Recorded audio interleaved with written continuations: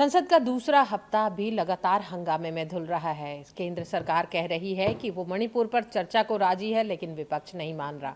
विपक्ष का क्या कहना है, आइए जानते हैं शिवसेना के सांसद अरविंद सावंत जी से। अरविंद जी, आप लोगों का क्या कहना? आप लोगों ने मणिपुर की मांग की, मणिपुर के लिए चर्चा को तैयार है। अब क्या मांग है? लगता नहीं कि सारे विधेयक पास कराए जा रहे हैं। और आपको ये समझ में क्यों नहीं आता है? मुझे ये समझ में नहीं आ रहा है कि हमने पहले स्थगन प्रस्ताव दिया था। अगर चर्चा करने के लिए तैयार थे तो पहले क्यों नहीं किया? ये पहला सवाल है।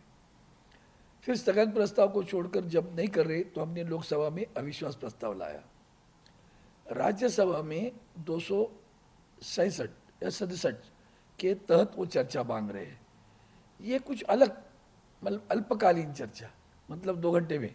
मणिपुर का विषय इतना छोटा लगता आपको कि 2 घंटे में चर्चा करके खत्म करे? बाहर लोगों को समझ में नहीं आता। चर्चा करने के लिए तैयार है। अरे क्या तैयार है?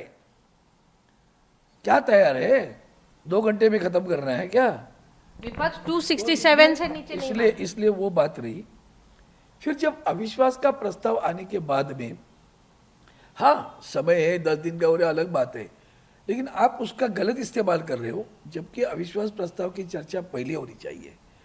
अब जिस सरकार पे अविश्वास प्रकट कर रहा है, किया है, वो सरकार बिल पास कर रही है। ये कौन सा तरीका?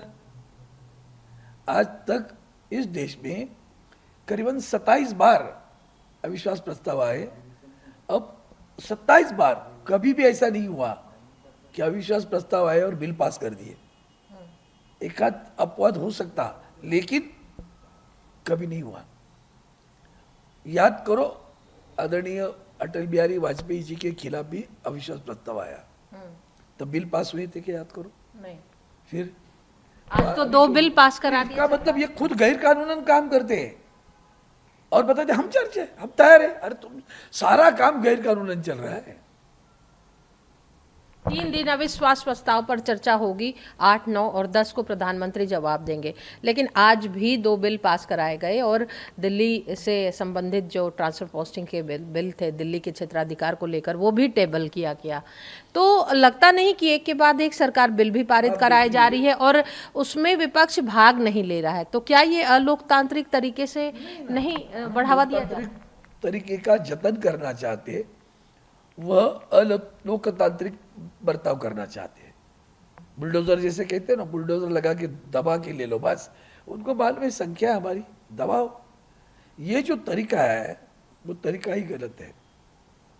पार्लियामेंट्री अफेयर्स मिनिस्टर किस लिए होता है? संवाद करे, बात करे।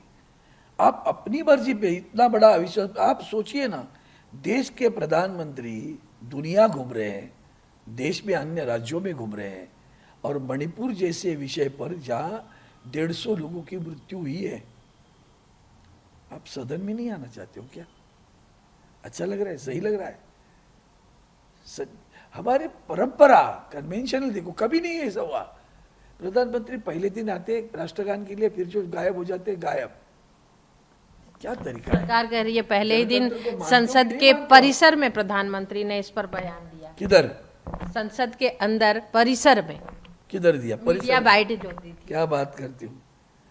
ये आपको मार गई क्या? फिर गाय के लिए सजा? हम लोग भी बाहर ही बोलते हैं ना, बाहर बोलेंगे जो बोलना है वो। अभी भी बाहर ही बोल रहा हूँ ना। तो ये गलत है, सरासर गलत है। कितना, मतलब देखो ना, उसका भी समर्थन कर रहे हो।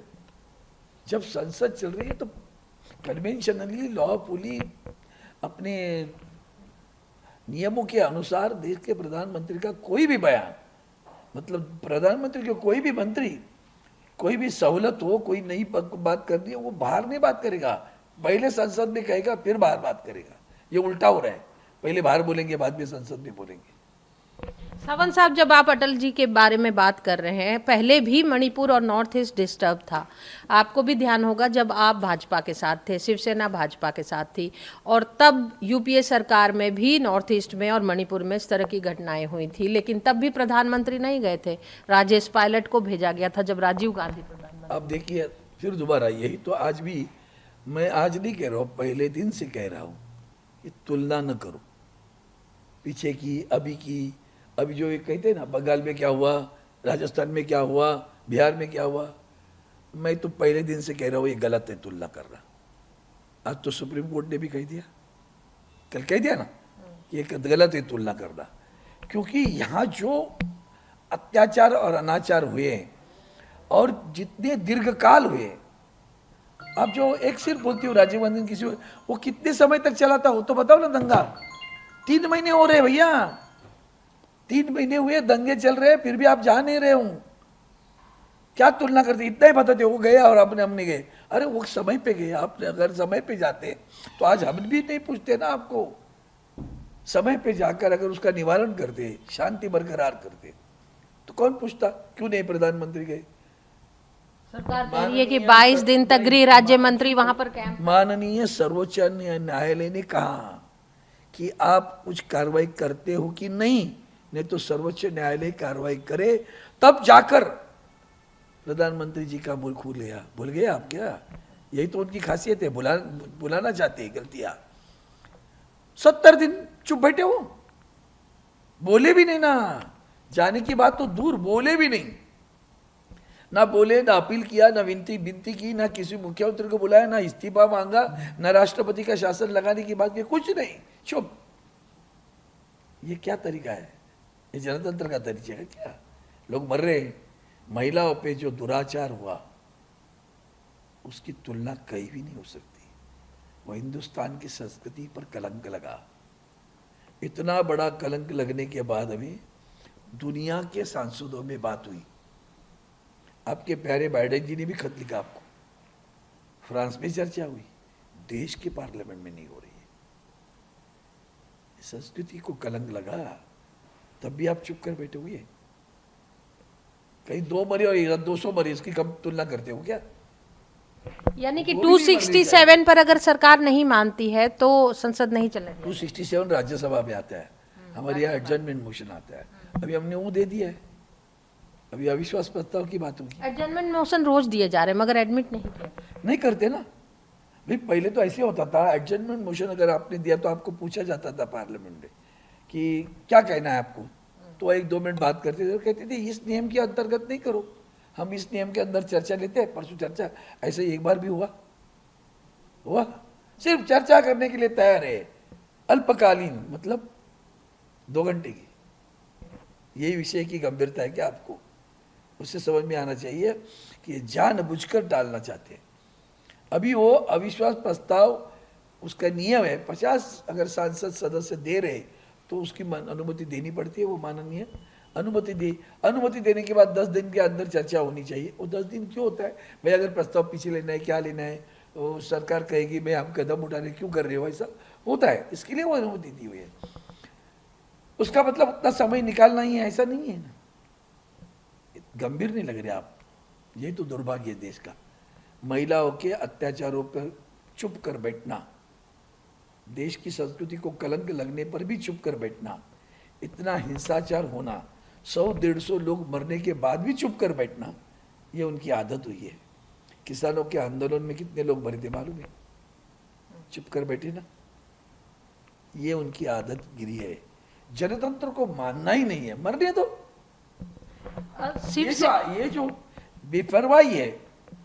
सावंत साहब, अगर चर्चा पे अब जहां तक देखा जा रहा है, अब अविश्वास प्रस्ताव की बात आ गई, लेकिन अगर सरकार 267 पर भी राज्यसभा में चर्चा को राजी हो जाती है तो क्या बात खत्म हो जाएगी? क्योंकि आंकड़े तो आपके पास है नहीं, विपक्ष खत्म हो जाएगी। 100%, मैं बोलता हूँ 100% खत्म हो जाएगी। नहीं करना चाहते यही तो। और अविश्वास प्रस्ताव किस आधार पर लाया गया? क्यों आंकड़े तो विपक्ष के साथ है। नंबर से कोई मतलब नहीं होता। जब हमने स्थगन प्रस्ताव लाया, आपने बात नहीं की, तो हमें कोई दूसरा पर्याप्त नहीं रहा कि अगर प्रधानमंत्री सदन में ही नहीं आना चाहते हैं, बात ही नहीं करना चाहते हैं, तो गलत है, इसलिए वो अविश्वास प्रस्ताव लाना पड़ा। और यदि 267 पर सरकार चर्चा कराने को राजी हो जाती है तो क्या शिवसेना बाद में बंगाल में जो हुए हैं महिलाओं पर अत्याचार बाकी जगह पर भी मांग करेंगी? क्या बात करती है आप? कोई कहीं भी अभी अविश्वास प्रस्ताव आएगा ना, वो लोग भी बोलने वाले हैं। बंगाल क्यों, कहीं भी होने दो।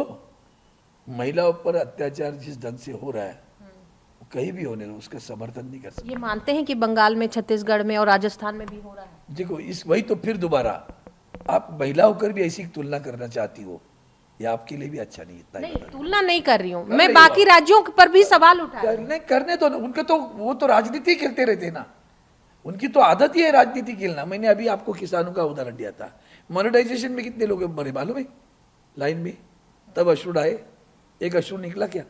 किसानों पे मरने पर अश्रु निकला क्या? नहीं ना। 280 लोग रेल के एक्सीडेंट में मरे, इस्तीफा नहीं आया।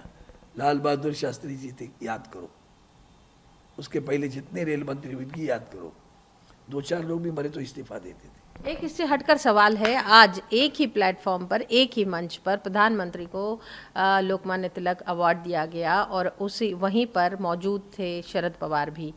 क्या कहते हैं कि राजनीति से अलग हटकर संसद में दुश्मनी और बाहर एक ही मंच पर? नहीं, उसमें अभी इतने बुजुर्ग नेता है, उसके ऊपर टिक्का टिप्पणी करना मुझे अच्छा नहीं लग रहा। लेकिन मैं आज दोबारा कहता हूँ कि उनका वहाँ जाना हमारे लिए तो अच्छा नहीं लगा, सही में अच्छा नहीं लगा। लेकिन उनकी मजबूरी थी कि उन्होंने वो कार्यक्रम किया था।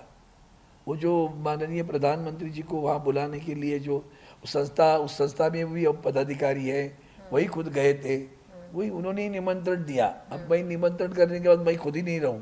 उन्होंने रिक्वेस्ट किया था, प्रधानमंत्री ने पहले जवाब पीएमओ ने नहीं दिया था, लेकिन उन्होंने रिक्वेस्ट किया था। हाँ ना, तो हाँ, तभी ये मसला नहीं हुआ था ना, 3 महीने के पहले की बात है। प्रधानमंत्री ऐसे कि हफ्ते भर में मैंने न्योता दो, दूसरे दिन आ जाएंगे, उनको तो व्यस्त रहते हैं। तो इतनी व्यस्तता में 3 महीने की पहले की बात है, सारा हादसा उसके बाद में हुआ है। फिर भी मैं समर्थन नहीं करता, क्योंकि स्वराज्य ये मेरा जन्म सिद्ध हक है, ये कहने वाले तिलक जी का पुरस्कार देते समय जिस हमारे आदरणीय प्रधानमंत्री को दे रहे, वो स्वराज्य को मानते नहीं है। उनका स्वराज्य स्व राज्य, मेरा राज्य, वो फर्क है। जनता का स्वराज्य और ये स्वराज्य फर्क है। और ऐसे स्वराज्य जो काम करे स्वराज्य की जो भूमिका वो निभा रहे हैं स्व राज्य की, वो भूमिका देश के जनतंत्र के लिए अच्छी नहीं है। ये विचारधारा को लेकर आदरणीय पवार साहब वहाँ अगर उपस्थित नहीं रहते तो हमें अच्छा लगता। धन्यवाद ईटीवी भारत से बात करने के लिए। तो कभी सहपाठी रहे, सहभागी रहे, शिवसेना भी आज ये आरोप लगा रही है कि कहीं ना कहीं भाजपा की नीतियां सही नहीं जा रही और निरंकुशता की तरफ बढ़ती जा रही है। और यही नहीं, शिवसेना ने प्रधानमंत्री पर भी आरोप लगाए हैं कि जो स्वराज्य की बातें की जा रही हैं उस अवार्ड से नवाजा जाना सही नहीं है। ईटीवी भारत के लिए कैमरामैन संजय के साथ अनामिका रत्ना।